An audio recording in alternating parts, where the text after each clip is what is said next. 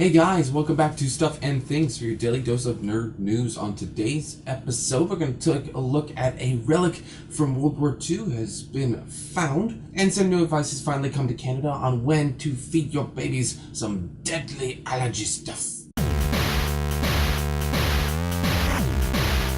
So first up for today, time to bust out that U-Cat we talked about the other day. A massive diesel-electric sub built at the end of World War II by the Japanese has been found off the coast of Hawaii. And found is actually kind of weird in this because it was actually scuttled by the US in '46, obviously after the war had concluded, because, hey, let's not have them have any sort of destructive weapons and such. And apparently its location was lost during the Cold War because I guess lots of files were being burned so the spies could get them. This sub and its sister ship were massive, 120 meters long, and it could travel around the world and a half without ever having to refuel. For all of you out there who aren't history buffs, by the end of the war, Japan was doing some weird things in regards to mechanical technologies and weird, Transformer-esque things. This sub actually had a capability of storing 3 fold-wing aircraft that would be capable of delivering 800-kilogram bombs into the interior of the United States. And said aircraft would be able to launch minutes after the sub would surface. And moving along, deciding the right time to give your kids any sort of foods that could potentially be a serious allergic risk is got to be a really tough decision. And it's made worse by doctors just constantly changing their minds about when that right time is. Well, it seems Canadian health professionals are now aligning their strategies up with what Europe and US are doing, and it's basically the new strategy is introducing very, very early.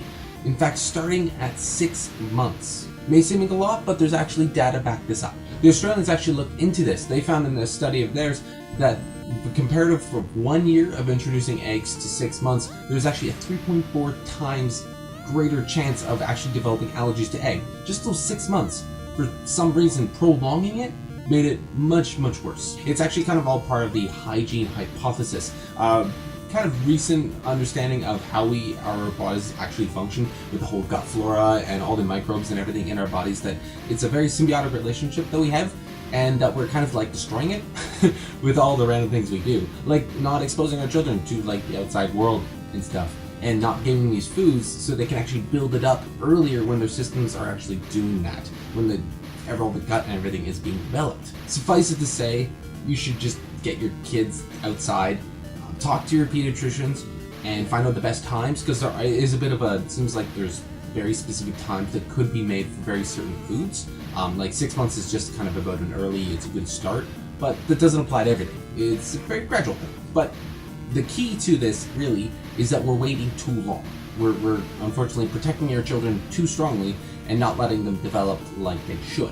But I know it's kind of crazy to tell parents how to raise their children. It's never a good idea. But I'm just trying to look out for those guys. That's going to be it for me today, guys, and that actually really brings me to what I want to know from you. Is any of you out there who do have some sort of autoimmune diseases, any allergies and stuff, do you think that any sort of lack of exposure or even overexposure in your childhood led to this? Have you really looked into that? Have you noticed anything that, hey, that environmental specific thing, maybe if I'd done this earlier, food allergy wouldn't have developed? I don't know. I don't really have that stuff, so I'd really love to know your guys' opinions in the comment down below. And of course, if you like what you see, do not forget to like and subscribe buttons, wherever that happen to be, and we'll check you in the next video.